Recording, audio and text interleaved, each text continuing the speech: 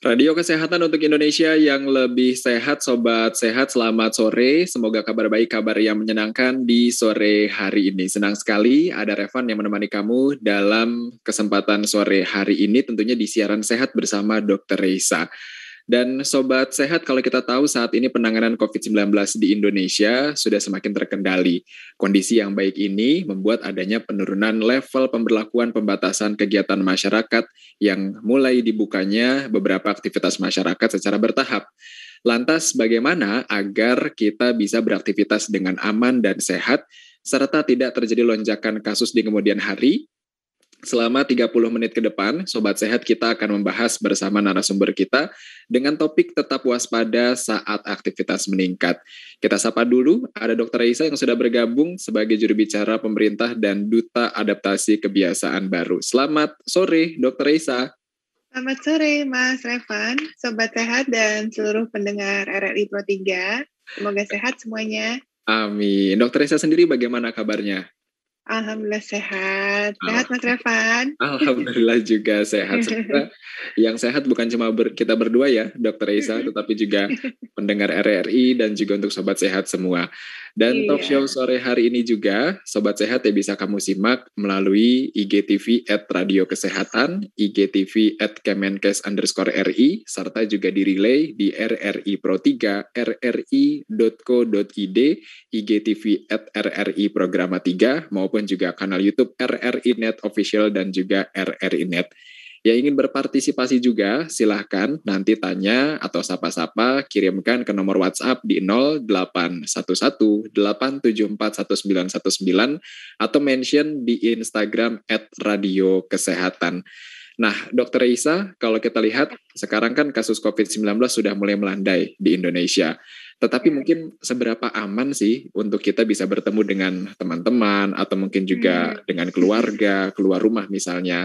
Terlebih mungkin untuk yang sudah divaksinasi. Dr. Reisa, seperti apa? Oke, syukur Alhamdulillah dulu ya.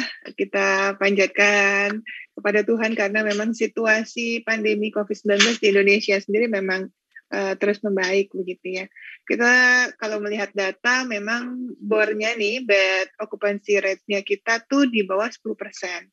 Dan kasus aktif kita saat ini di bawah 40.000. Di mana angka kesembuhannya di atas 90%. Wah, jadi kita harus bersyukur bahwa semuanya sudah semakin membaik.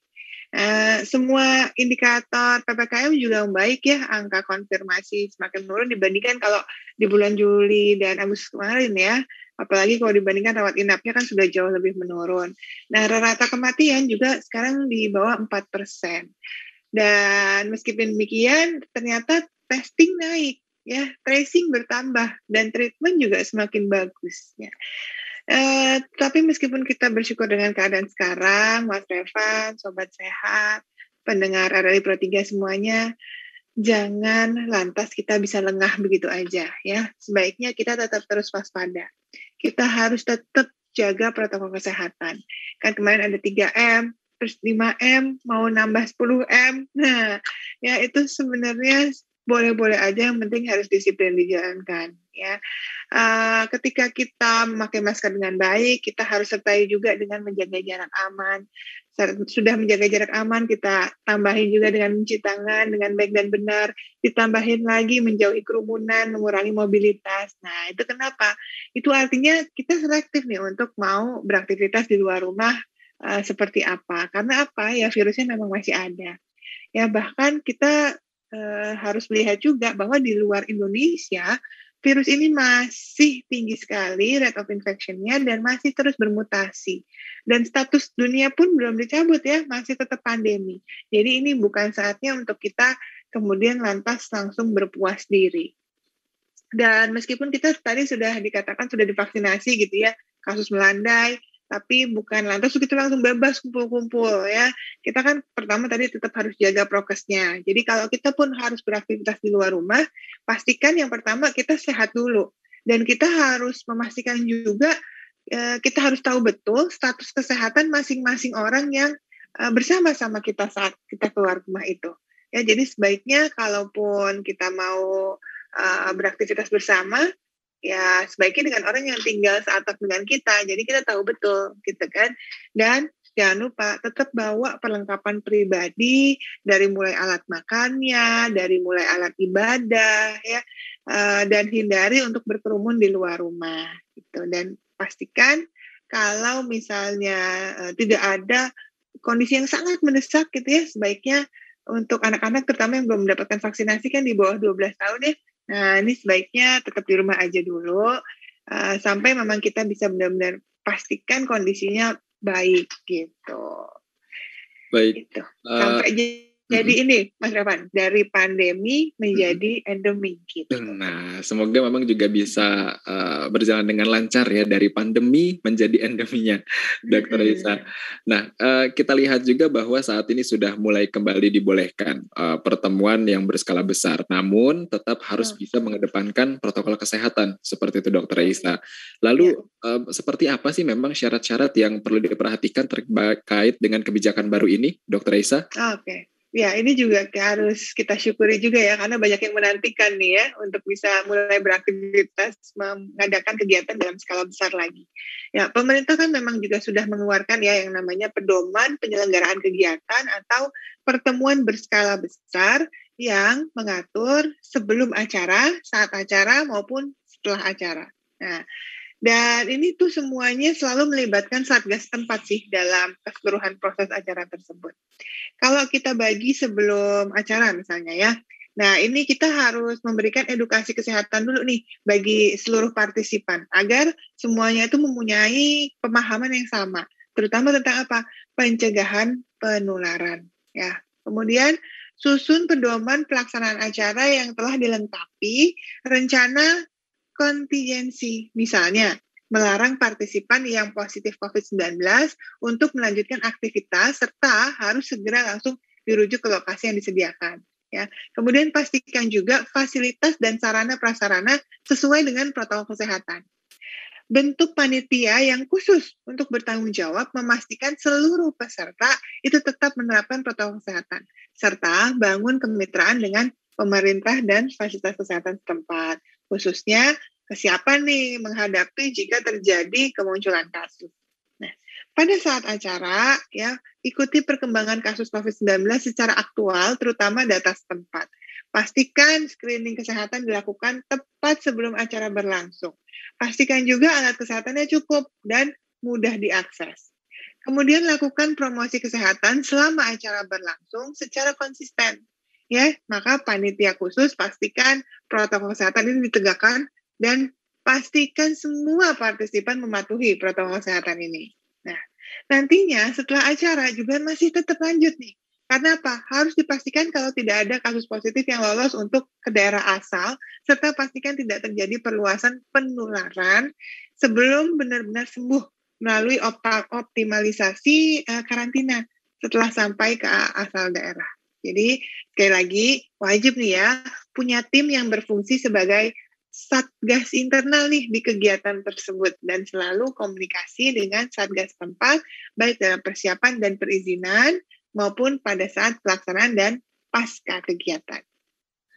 Baik, Dr. Reisa, kita kali ini berbicara seputar vaksinasi yang kita tahu juga bahwa apakah memang benar ada kebijakan baru dari pemerintah terkait dengan vaksinasi untuk para penyintas COVID-19, Dr. Reisa. Seperti apa memang informasinya?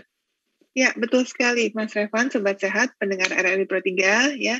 Pemerintah melalui surat edaran yang dikeluarkan Kemenkes ya, nomornya itu HK-02-1-1-25-2021 serta data hasil kajian terkini nih dari ITAGI atau Indonesian Technical Advisory Group on Immunization.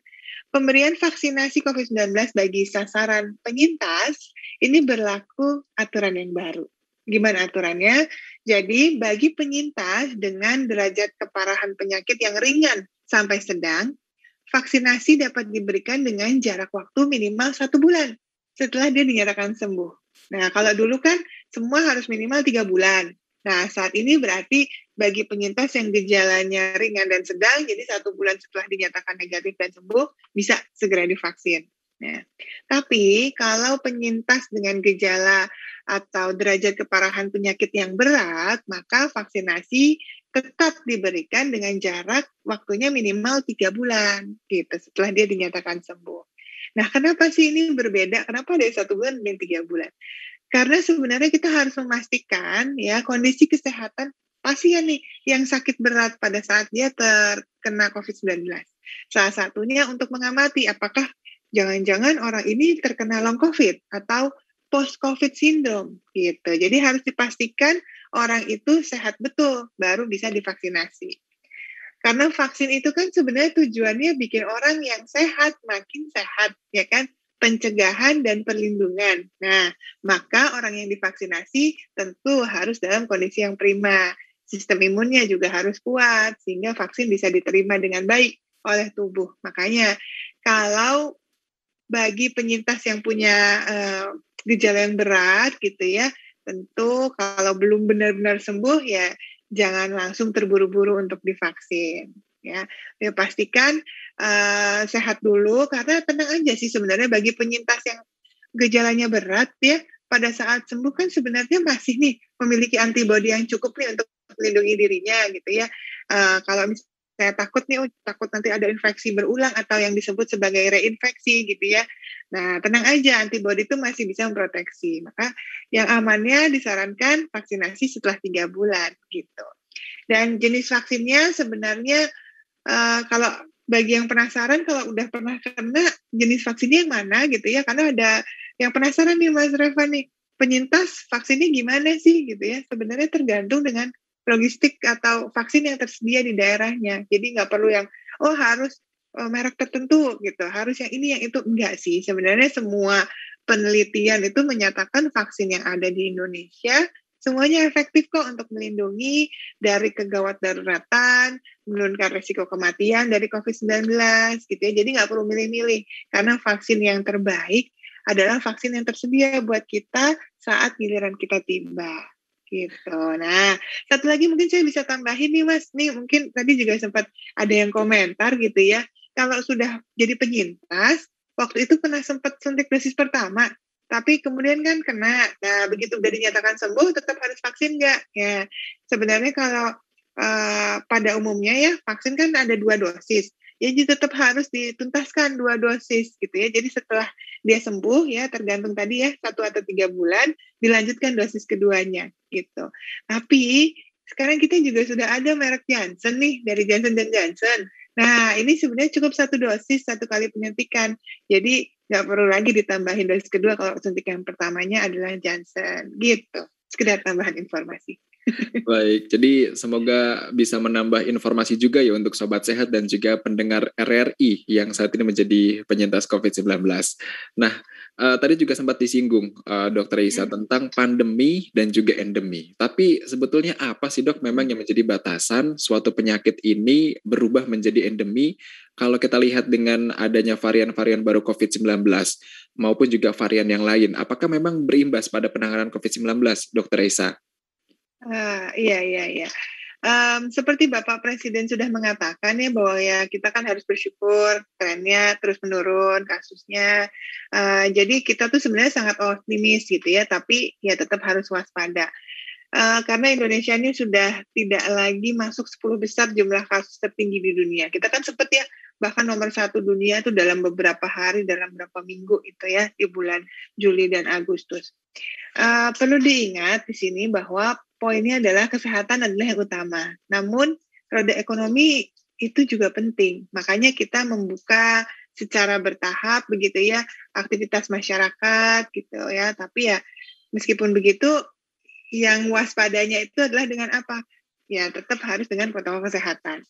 Jadi kunci dari pandemi bisa berubah menjadi endemi adalah penanganan bersama COVID-19 baik dari masyarakat dengan yang tadi protokol kesehatan yang patuh maupun pemerintah dengan 3T-nya ya testing, tracing dan treatment serta cakupan vaksinasi yang tinggi. Nah, terkait endemi memang dikatakan kan virus itu tidak hilang sepenuhnya, namun lebih terkendali. Itu adalah endemi ya. Indikator bisa menjadi endemi itu kalau misalnya kasus konfirmasinya itu kurang dari 20 per 100.000 penduduk. Kemudian perawatan di rumah sakit itu 5 orang per 100.000 penduduk. Terus kematian minimal 1 kasus per 100.000 penduduk. Dan positivity rate-nya kurang dari 5%, kontak erat per kasus konfirmasi itu 1:15, serta tingkat keterisian rumah sakit atau bornya itu kurang dari 60%. Nah, kalau melihat seperti itu, bukan tidak mungkin sebenarnya kita optimis sekali bisa mencapai itu. Bahkan kalau melihat dari sejarah nih yang ada di dunia ya, ini bukan pertama kalinya kalau pandemi itu akan jadi endemi. Contohnya mungkin pada tahu ya semuanya bahwa virus influenza yang H1N1 yang menyebabkan pandemi tahun 1918. Nah, ini kan sekarang di kita masih ada virusnya, tapi sudah menjadi flu musiman gitu ya. Jadi kalaupun sampai ada yang terkena dampaknya, terinfeksi, gejalanya biasanya ringan gitu dan bisa dicegah dengan vaksinasi rutin yang harus dilakukan 1 tahun sekali. Jadi pencegahan terbaik ya yang mudah dan kuasanya ada di tangan kita adalah apa?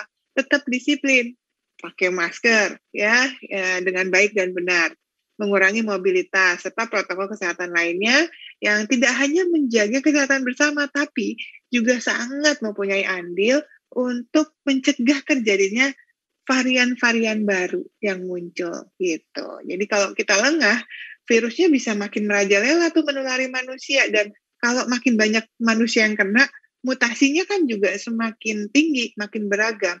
Nah, kalau kita bisa tekan penularan ini, maka bisa aja varian-varian berikutnya memiliki sifat yang tidak kita harapkan itu bisa tidak terjadi gitu. Jadi kalau misalnya makin turun jumlah orang yang terinfeksi, kemungkinan muncul varian barunya yang lebih cepat menular, lebih mematikan itu tidak terjadi. Jadi ya harus tetap waspada, disiplin, insya Allah skenario buruk terjadinya penyakit yang memburuk itu tidak terjadi gitu ya. Yang pasti kalau dari pemerintah kayaknya upayanya ini ya, memastikan pintu-pintu nih, celah-celah untuk masuk ke negara kita itu dijaga dengan ketat gitu ya, dengan pemeriksaan laboratorium dan menghimbau protokol kesehatan serta karantina gitu, dan vaksin ya itu wajib untuk orang-orang yang mau masuk ke negara kita. Baik, Dr. Isa, kita tahu juga saat ini sudah mulai banyak digunakan satu aplikasi yaitu Peduli Lindungi. Namun mungkin juga banyak dari kita yang belum memahami tentang fitur apa saja sih memang yang bisa kita gunakan, serta ada warna, Dr. Isa, di Peduli Lindungi. Ini sebenarnya maknanya seperti apa, Dr. Isa? Oke, iya. Sebenarnya manfaat dari Peduli Lindungi itu sangat beragam ya, Sobat Sehat, pendengar RRI 23. Kita tuh bisa unduh atau kita bisa bantu ya keluarga kita yang mungkin kesulitan nih untuk mengakses, mengunduh aplikasi ini di gadget-gadget atau gawai mereka. Ada yang pertama, manfaatnya adalah untuk paspor digital ya, yang berisi apa? Data sertifikat vaksin dan hasil tes COVID-19 kita. Ya. Kemudian ada notifikasi dari zona resiko. Nah, di sini para pengguna itu dapat mendapatkan informasi zona resiko di daerahnya. Ini termasuk resiko tinggi, rendah, atau sedang, misalnya gitu. Ya. Kemudian ada apa? Pengawasan dan pelacakan. Jadi gunanya itu ya tentunya untuk melacak data, lokasi, serta digital untuk keperluan tracing. Nah, yang keempat, sekarang nih kan sudah banyak nih ya dilakukan, yakni QR code gitu ya untuk check-in atau masuk ke suatu tempat. Jadi tujuannya untuk mengakses fasilitas publik gitu, sekaligus untuk apa? Memantau jumlah orang yang ada di lokasi tersebut. Ya, kalau misalnya terlalu banyak kan tidak boleh, harus diatur apakah diperbolehkan 25%, 50%, atau 75%. Nah, terus kemudian masih ada lagi nih manfaatnya, yakni untuk layanan e-hack yang terintegrasi. Jadi kalau misalnya ada yang mau melakukan perjalanan, bisa menggunakan Peduli Lindungi. Kemudian yang keenam, teledokter untuk konsultasi kesehatan ya secara daring. Serta yang terakhir, statistik kasus dari COVID-19 untuk data kasus COVID-19 di lokasi sekitarnya. Nah, perkara warna nih, kan memang ada 4 indikator warna yang saat ini ada di aplikasi Peduli Lindungi ya. Kalau lagi check-in, keluarnya apa gitu. Nah, kalau munculnya warna hitam, ya itu berstatus terinfeksi ya COVID-19-nya, atau merupakan kontak erat dari orang yang memang terinfeksi COVID-19. Jadi, kalau yang keluarnya hitam, dia nggak boleh untuk beraktivitas di ruang publik. Ya. Kemudian kalau keluarnya merah gimana? Berarti dia belum vaksinasi, belum vaksin dosis pertama, belum vaksin dosis kedua. Maka dia juga tidak diperkenankan untuk berada di ruang publik atau fasilitas umum. Nah, kalau keluarnya orange atau kuning gitu ya, pengunjung nih baru menerima vaksin dosis pertama. Atau diartikan juga dia pernah sebenarnya terkonfirmasi COVID-19 tapi sudah sembuh ya, namun belum bisa untuk divaksinasi dosis kedua atau belum lengkap. Jadi boleh berkegiatan di ruang publik tapi disesuaikan dengan peraturan tempatnya. Nah, kalau sudah hijau, nah ini artinya apa? Telah divaksinasi lengkap 2 dosis dan tidak pernah ada hasil positif atau kontak erat dengan pasien COVID-19 saat itu, serta aman nih untuk dia untuk berkegiatan di ruang publik. Begitu. Baik, Dr. Raisa, ini kita sudah ada 2 pertanyaan yang akan kita sapa di sore hari ini. Yang pertama dari WhatsApp, ada Desi di 0859 410 sekian. Ini menanyakan tentang bagaimana dengan balita yang penyintas COVID-19, namun belum diimunisasi lengkap. Kapan bisa diberikan kembali imunisasi dasar lengkap tersebut? Dan selanjutnya juga dari Instagram ada @rinah. Ini menanyakan tentang untuk anak-anak apakah perlu divaksin kedua. Ini tampaknya seputar vaksin COVID-19, Dr. Raisa, seperti apa? Oke. Kalau berdasarkan petunjuk teknis ya pelayanan imunisasi di masa pandemi COVID-19 yang pernah dikeluarkan Kemenkes tahun 2020, jadi anak ataupun balita yang terkena COVID-19 atau penyintas COVID-19 itu sebenarnya dapat diberikan imunisasi sesuai jadwal setelah anak tersebut dinyatakan sehat dan sudah negatif dari COVID-19. Jadi tinggal tunjukin aja hasil pemeriksaan laboratoriumnya, ya kan PCR-nya nih ya, bahwa kalau 2 hari berturut-turut menunjukkan hasil yang negatif. Gitu. Tapi kalau misalnya di daerahnya nggak bisa ya, nggak memungkinkan nih untuk melakukan pemeriksaan PCR gitu ya, maka anak itu bisa loh diimunisasi, tetap dilanjutkan tapi minimal 14 hari setelah gejalanya hilang dan anak sudah dinyatakan sehat. Ini untuk kaitannya untuk melanjutkannya imunisasi dasar lengkap lah ya. Lalu imunisasi untuk balita ini memang kan sebenarnya tidak boleh terlewatkan ya, meskipun kita sekarang sedang di masa pandemi COVID-19. Tapi penting sekali karena bagi balita yang sehat, ini memang harus mendapatkan imunisasi sebaiknya sesuai jadwal. Gitu. Jadi bisa dijadwalkan online terlebih dahulu, mungkin oleh orang tuanya atau kerabatnya gitu ya. Kemudian bisa tetap gunakan prokesnya nih, ya saat misalnya pergi ke fasilitas kesehatannya gitu. Jadi nggak perlu ragu sih sebenarnya meskipun di masa seperti ini Vaskes yang menyediakan imunisasi dasar rutin ini tetap menjalankan protokol kesehatannya di sarana dan prasarana. Jadi supaya semuanya bisa terlayani dengan baik gitu. Jadi jangan sampai ada yang terlewat atau tertinggal gitu ya imunisasinya. Bayangkan kita aja nggak ada vaksin COVID-19 waktu awal pandemi aja kebingungan gimana nggak ada vaksin yang lain gitu. Jadi tetap harus dilakukan vaksin untuk anak-anak untuk memenuhi imunisasi dasar lengkap. Nah, untuk khusus vaksin COVID-19 sendiri memang untuk anak kan belum tersedia ya, belum diterapkan ya vaksin untuk anak di bawah 12 tahun. Jadi untuk menjawab pertanyaan dari Rina, siapa tadi Rinsa ya? Iya. Jadi yang bertanya untuk anak-anak apakah perlu? Ya tentu perlu untuk 12 tahun ke atas ya. Jadi kalau meskipun dia sudah pernah terinfeksi tetap butuh vaksinasi kalau dia 12 tahun ke atas gitu ya. Yang penting sesuaikan dengan kondisi kesehatannya dan jarak dari 2 vaksin dosis pertama dan kedua ini itu sesuai dengan merek masing-masing ya, saran dari merek masing-masing. Baik, Dr. Raisa sebagai penutup mungkin ya di kesempatan sore hari ini, pesan sehat yang ingin disampaikan oleh Dr. Raisa di kesempatan sore hari ini seperti apa, Dr. Raisa? Oke. Sobat sehat, pendengar RRI Pro 3 dimanapun berada, saat ini penanganan COVID-19 di Indonesia, syukur alhamdulillah juga semakin baik ya. Namun sebaiknya kita tetap terus waspada dan tidak lengah diri di tengah aktivitas masyarakat yang sudah dibuka secara bertahap. Jadi mari kita tetap disiplin protokol kesehatannya. Ingat 5M nih, menggunakan masker dengan baik dan benar, menjaga jarak, mencuci tangan, menghindari kerumunan, serta mengurangi mobilitas. Nah, bagi yang belum vaksinasi, ayo kita segera vaksinasi yuk. Tidak perlu pilih-pilih merek tertentu. Vaksin yang terbaik adalah vaksin yang segera kita bisa dapatkan saat ini, ya. Dan ingat, meskipun bagi yang sudah divaksin, tetap jaga protokol kesehatannya, ya. Ini memang bukan pertama kalinya dunia menghadapi pandemi. Ya, kita tahu pada satu titik pandemi pasti akan berakhir dan COVID-19 bisa menjadi endemi.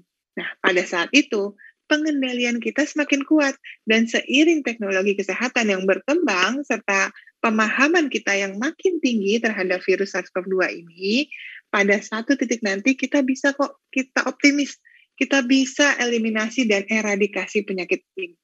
Jadi, this too shall pass. Badai pasti berlalu. Syaratnya, kita harus bekerja, saling menjaga diri dan tetap disiplin protokol kesehatan sehingga kita tetap aman dan tetap produktif pada saat beraktivitas di luar rumah meski hidup berdampingan dengan virus. Ya, kita pasti bisa. Terima kasih, salam sehat dari saya. Baik, dan demikian tadi Sobat Sehat ya pesan yang disampaikan oleh narasumber kita, ada Dr. Isa Broto Asmoro selaku juru bicara pemerintah dan Duta Adaptasi Kebiasaan Baru, sekaligus juga menutup perbincangan kita di sore hari ini. Terima kasih Dr. Isa atas waktunya. Terima kasih banyak.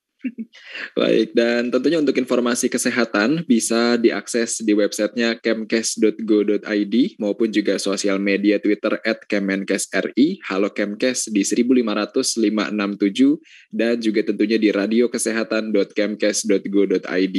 Terima kasih juga untuk Sobat Sehat yang sudah bergabung baik melalui di Radio Kesehatan maupun juga di sosial media di Instagram @kemenkes_ri dan juga @Radio Kesehatan. Tentunya tidak lupa juga terima kasih untuk pendengar yang sudah mendengarkan di RRI Pro 3, rri.co.id, Instagram @RRI Programa 3, maupun kanal YouTube RRI Net Official dan juga RRI Net. Terus terapkan protokol kesehatan walaupun sudah divaksinasi. Saatnya Revandika pamit undur diri. Selamat beraktivitas dan salam sehat.